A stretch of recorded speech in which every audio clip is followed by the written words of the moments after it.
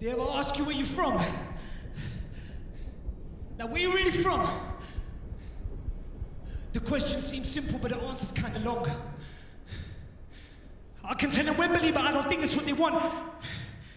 But I don't know what to say because anything I say is wrong. It's a most perplexing question, heavily loaded and burdened by misconception. But where are you really from? To a person of dual heritage, the question implies that you can't be from here. And the recipient, who is likely by now no stranger to this imposition, finds themselves stumbling still for the right answer to the question, whatever that means. Perhaps you don't belong anywhere. By posing this question, a distance is created, purely based on appearance and ill-formed assumptions, and a lot of soul-searching can take place within the lonely sphere of that distance, as we discover in the body of cinematic work presented here and beyond. So where are you from? London. No. Where are you from? Oh, Tower Hamlets.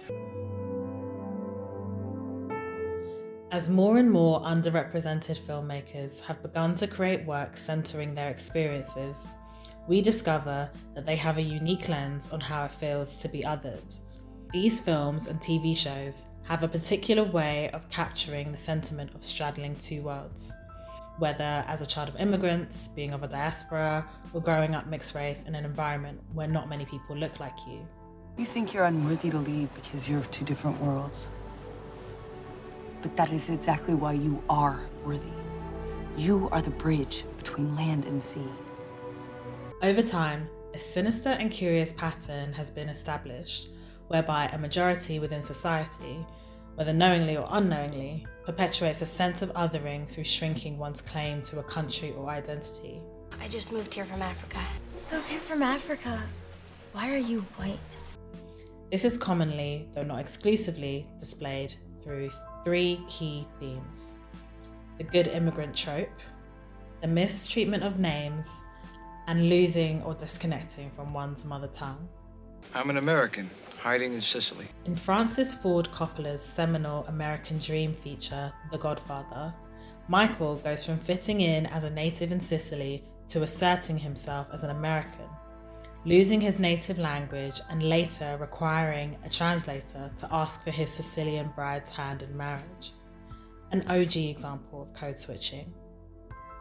Oftentimes, this might feel like hiding in plain sight, or a dual consciousness of belonging and not belonging, which takes many forms. Pardonnez-moi, mon père, j'ai parlé Larry. Father, forgive me for speaking Amharic. Pardonnez-moi, mon père, j'ai parlé Bamoun.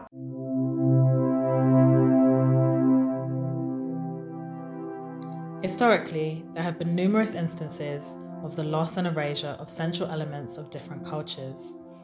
During the ominous scramble of colonialism, whole traditions, religions, names, and even entire languages were whitewashed from history.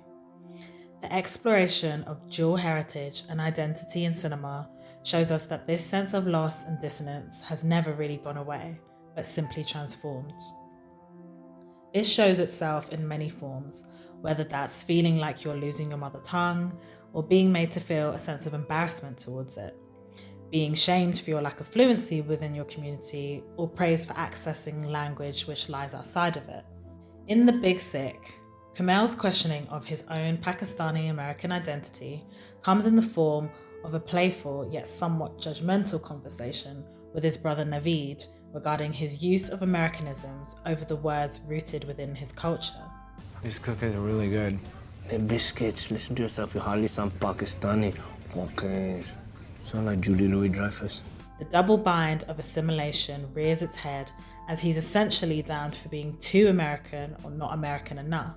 Conversely, in Lulu Wang's The Farewell, Awkwafina's character Billy Wang and the family's medic Dr. Song's ability to speak English as well as Mandarin Chinese is seen by her grandmother as a symbol of prominence, intellect and status. Visit from America. I went to school in the UK for many years. Oh, that's cool. Where do you live? I'm in New York. New York. I always want to visit New York. It's a very beautiful city. Yeah, it's very beautiful. Question, do you know about my grandma's condition? 你们说的啥呀？奶奶她在英国学习，所以她会说英文。是吗？ This can be seen as a hangover of the aforementioned global expansion where eminence is granted to European languages such as English and the access that afforded, and also tied into the sense of ancestral severance that can be experienced with languages is the part that's played by names.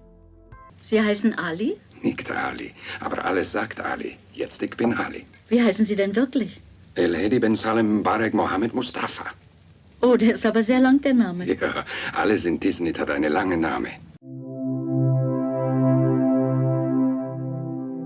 All names stem from something or somewhere, whether that be a place, an object, an idea. All names have meaning. Is Vicky your real name? What's your Korean name? Haewon. Haewon, what a beautiful name. What does that mean? Haewon mean head. Oh. But the way and extent to which we place significance upon the meaning of names differs from place to place. In some cultures, the meaning of a name holds real power. It can be used to describe or foretell a person's character or their destiny, carrying them through life like a talisman. However, it's not uncommon within a diaspora to have your name viewed as too foreign or exotic. Brown guys with funny sounding Muslim names don't make it really far in politics. What about Barack Obama? Okay, yeah, fine, Barack Obama. And subject to either whitewashing or clumsy and sustained mispronunciation. Haewon? Am I saying it correctly? Haewon. Oh, Haewon. No. Haewon. Haewon. Not Haewon. Haewon. Haewon. No. Haewon. Haewon. Haewon. The burden sometimes placed on non-Western names is explored to great effect through comedy, whereby the tone and setup of this genre allows filmmakers to lightly cast ridicule back onto the ignorance of others, whilst also drawing attention to the reality of these interactions. Let's take a roll here. Jay Quellen. Where's Jay Quellen at? No Jay Quellen here? Yeah. Do you mean Jacqueline? Okay, so that's how it's gonna be. Key and Peele's sketch is a comedic and heartening reversal of this experience. In one fell swoop, it challenges who has the power and authority to repurpose the way a name is put out into the world, as well as the stereotypes that are tied to certain types of names from othered communities. What's your name? My name is B. And your surname? Fiance. But as much as we can find some laughs, there's also an awareness of real-world damaging consequences, including the naming of children being guided by external societal pressures rather than cultural influence, all in the name of blending into society, a phenomenon the good immigrant trope describes perfectly. You don't have to be wearing that thing. It's a symbol of oppression. You don't know what you're talking about. What I'm saying is, you can be you. We're in America. It's the melting pot, so fucking melt. People from a diaspora often have to assimilate, not too much so as not to completely lose their roots, while still being on their best behavior and being expected to somehow represent entire nations, religions, and ethnic groups. Whether you've been followed in a shop, selected for random checks at an airport, been unfairly labelled as aggressive, or generally felt unprotected by authority, all these things add up to a feeling of instability, as though any moment the rug could be pulled from underneath you. On the other hand, the model minority trope binds others in a trap of being seen as one of the good ones, the ones who could assimilate and keep their heads down. But what does that mean for their individualism and their personhood?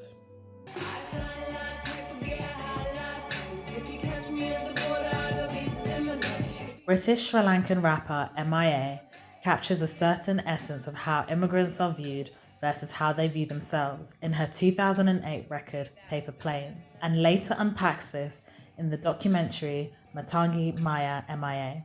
She recognises the negative ways in which immigrants are often portrayed, either leeching or lazy, and it's this toxic worldview that causes many to feel they cannot afford to mess up in the same way their white counterparts might be allowed to. The stereotype that's attached to, like, immigrants and stuff like that is that they come and take the jobs and take the money and everything.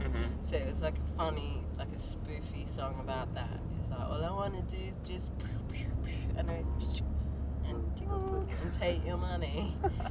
In Lee Isaac Chung's stunning and elegiac feature Minari, Korean immigrant and father of the family, Jacob, has transplanted his family to rural Arkansas on a mission to build his own Garden of Eden in what he sees as the paradise America has to offer.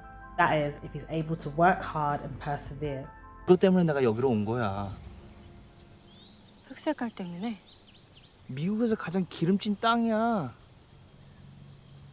But along the way, we discover that the challenges of making the dream come true reveals that the ground itself doesn't always live up to its promise. So, where are you from? Where am I from?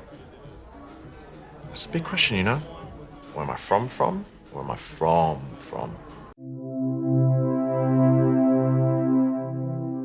Whether they ask you where you're from, or really from, or throw in the word originally just to mix things up, the answer will come in many forms. Depending on how much time you have, it can be utterly simplified or simply complicated, or it might catch in your throat and choke you as you try once again to assemble words for your response. So what is the right answer to this question? And how do we reconcile its posing with the way we see ourselves? Well, the reality of our experiences, as we know, is far more complicated than what meets the eye, and we are much more than just the sum of our parts. I grew up in Shepherd's Bush. I'm from Michigan. I'm from Fresno, Ace. British by way of Sri Lanka. My mom is Dominican, Cuban. My dad is from Chile and PR, which means I'm Chile, Dominican. But I always say I'm from Queens. And this is ultimately what makes being of mixed heritage such a joyful, rich experience and identity to hold. Maybe there should be less asking and more listening to people's experiences, their grievances, their stories, and more celebration of this reclamation of our identities through the art of these filmmakers and through living.